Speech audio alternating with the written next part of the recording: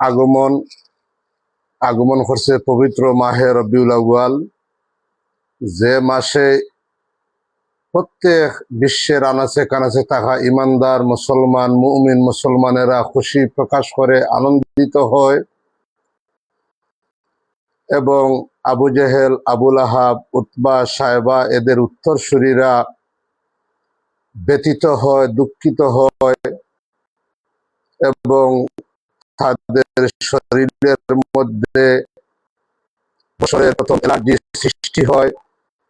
তাদের শরীরে অ্যালার্জির সৃষ্টির মাস হইল রবিউল আউয়াল, আর ইমানদার মুসলমানদের আনন্দের মাস, খুশির মাস হইল মাহে রবিউল আউয়াল। আমরা প্রত্যেকে জানি এই মাসের 12 তারিখ আল্লাহ রসুল সাল্লাল্লাহু আলাইহি ওয়াসাল্লাম দুনিয়ার জমিনে তশরিফ আনছেন মা আমেনার ঘরে। তাই 12 রবিউল আউয়াল আগামী 26 আগস্ট 2026 আমাদের আনন্দের দিন। এই গোটা মাসটাই আমাদের আনন্দের মাস। তো এই আনন্দের মাসে আপনারা প্রত্যেকে আমি অসংখ্য মুবারকবাদ এবং শুভেচ্ছা জানাই। আর ঈদে মিলাদুন নবী সাল্লাল্লাহু আলাইহি ওয়াসাল্লামের শুভেচ্ছা। ঈদে মিলাদুন নবী সাল্লাল্লাহু আলাইহি ওয়াসাল্লাম যুগ যুগ ধরিয়া দুনিয়ার আনাচে কানাচে সুন্নি উলামায়ে কেরাম, সুন্নি জনতা সবাই উদযাপন করে, পালন করে। ঈদে মিলাদুন নবী সাল্লাল্লাহু আলাইহি সাল্লাম এমনে পালন করে না, এর পিছনে সুন্নি উলামায়ে কেরামের কাছে 500 বছর, 700 বছর, 12 বছর, 1000 বছরের কিতাবাদি রয়েছে, অসংখ্য দলিলাদিল্লা আছে, যার ভিত্তিতে জশ্নে জুলসে পবিত্র ঈদে মিলাদুন নবী সাল্লাল্লাহু আলাইহি সাল্লাম উদযাপন করা হয়।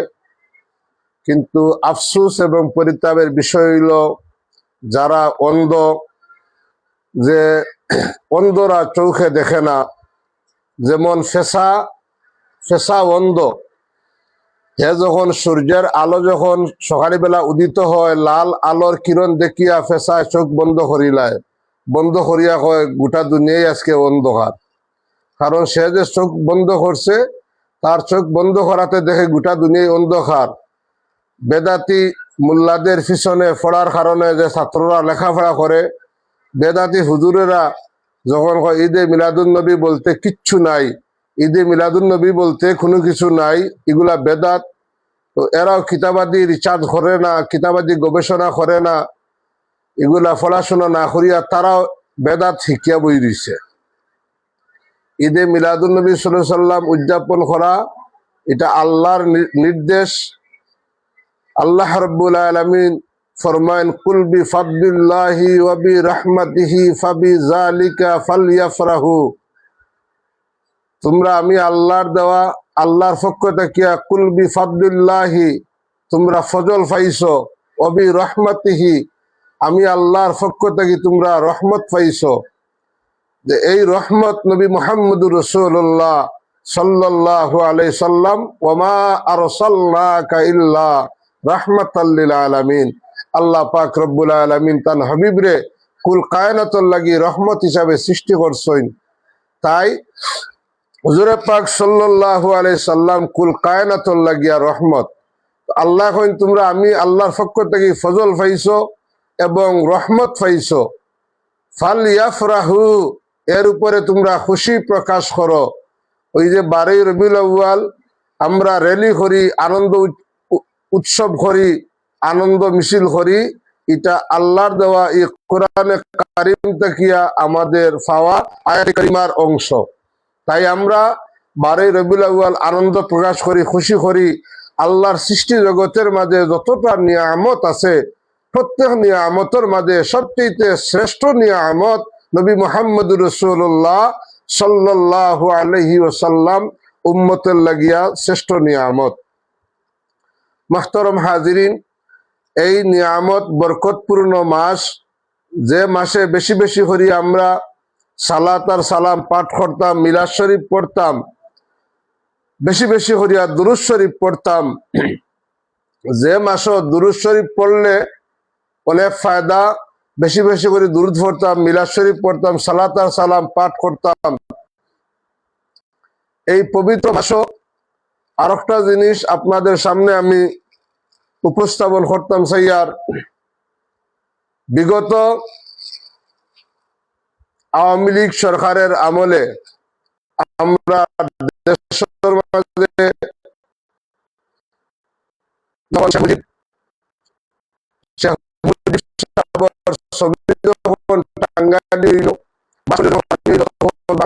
অসংখ্য আন্দোলন আমরা দেখলাম, আন্দোলন সংগ্রাম দেখলাম।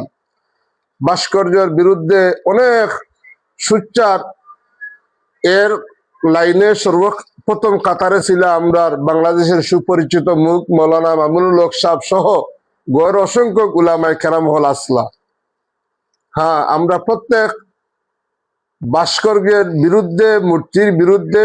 আমরা কখনো ভাস্কর্য এবং মূর্তি মানিয়ে নিতাম পারি না, আমরা এটা বিরোধিতা আসলাম, ঠিক আছে। কিন্তু এখন আমার প্রশ্ন হইল, এই 2024-এর গণ অভ্যুত্থান যেটা ঘটছে, এখন যে ভাস্কর্য মূর্তি হল যে বাংলাদেশের মাঝে তৈরি করা হয়েছে, আগর চাইতে এখন বেশি না কম মূর্তি, এটা আমার জানার বহুত আগ্রহ। মূর্তিটা এখন বাড়ছে না কমছে? অবশ্যই প্রত্যেক হইবা মূর্তি এখন বাড়ছে। মূর্তি যদি বাড়লো, এখন তথাকথিত তৌহিদি জনতা যারা, তৌহিদির জনতার ব্যানারে যারা মাজারে আক্রমণ করলো, মাজার ভাঙচুর করলো, আজ তারা নীরব। এখানে আজকে তারা সোচ্চার না, এখানে আজকে এখানে মূর্তির বিরুদ্ধে, ভাস্কর্যের বিরুদ্ধে তারা কোনো পদক্ষেপ নেয় না। এটা জাতি জানতে চায়। 2 নম্বর হইল, আজ মামুনুল হক সাহেব সহ এরার মুখ বন্ধ, খেনে এরার মুখের মধ্যে খে কুলুফ আটিল, কুলুফ ঢুকাইলো, তারা মুখ কেনে বন্ধ করলো। আজকে ভাস্কর্যের বিরুদ্ধে এরা সোচ্চার না এখানে। এটা জাতির কাছে ক্লিয়ার হয়ে গেছে গিয়া এরা কি চায়। আজ বাংলাদেশের মসজিদ, মাদ্রাসা, এতিমখানা সহ অগণিত বলৎকার গড়তে আছে। আজ তৌহিদি জনতা কোথায়? যারা মাদ্রাসার মধ্যে হামলা করলো, মুকামের মধ্যে হামলা করলো, মাজার ভাঙচুর করলো, আজ তথাকথিত তৌহিদি জনতারা কোথায় গেল? আজকে এখানে এরা এই বলৎকারীদের বিরুদ্ধে আন্দোলন করে না। আজকে বড় বড় নেতা নেত্রীরা এবং মন্ত্রীরা, এমপিরা পর্যন্ত এই বলৎকারে এরা জড়িত, দর্শনে জড়িত। আজকে এখানে এরা সোচ্চার নাই।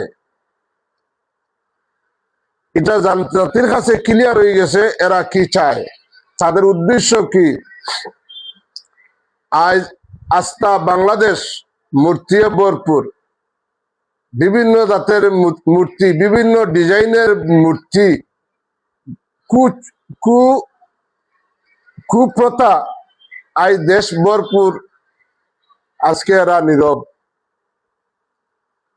আমি ধিক্কার জানাই এরারে। আজকে যারা নীরব ভূমিকা পালন করেন, এরা মাতেন না, মুখ খুলেন না, আন্দোলন সংগ্রাম করেন না। কিন্তু যদি এরা আন্দোলন করতো, সংগ্রাম করতো, মূর্তির বিরুদ্ধে অবস্থান নিত, তাহলে বুঝা যাইত শেখ হাসিনার আমলে যারা মূর্তির বিরুদ্ধে অবস্থান নিয়েছিল, তারা এখন অবস্থান নিছে, তারা তাদের মৌলিক জায়গার মধ্যে তারা এখনো বলবৎ আছে, এখনো তারা তারার এই কাঠামোরে তারা দরিয়ে রাখছে। কিন্তু এরা এখন এই মূর্তির বিরুদ্ধে, ভাস্কর্যের বিরুদ্ধে অবস্থান না নেওয়াতে বোঝা যায় তাদের মতলবের মধ্যে কিছু সমস্যা আছে, তাদের বাগ বাটুয়ারার মধ্যে সমস্যা আছে। এখন হয়তো তারা বাগ বাটুয়ারা পাইছে, সিন্নির মশা পাইছে, পাওয়ার কারণে আজকে তারা মুখ ঠান্ডা করছে। আমি বাংলাদেশের প্রত্যেক সুন্নি মুসলমান জানাইতাম সাইয়ার, আপনারা প্রত্যেকে ঈদে মিলাদুন্নবী উদযাপন করুকা। কোন এহুদি নাসারার এজেন্টের কথায় কর্ণপাত করবেন না। আমরা খুশির মাস ঈদে মিলাদুন্নবী সাল্লাল্লাহু আলাইহি সাল্লাম আমরা উদযাপন করতাম। আল্লাহ পাক রব্বুল আলামিন আমদারে তৌফিক দান করুক। ওয়া আখিরু দাওয়ানা আলহামদুলিল্লাহি রাব্বিল আলামিন। আসসালামু আলাইকুম ওয়া রাহমাতুল্লাহ।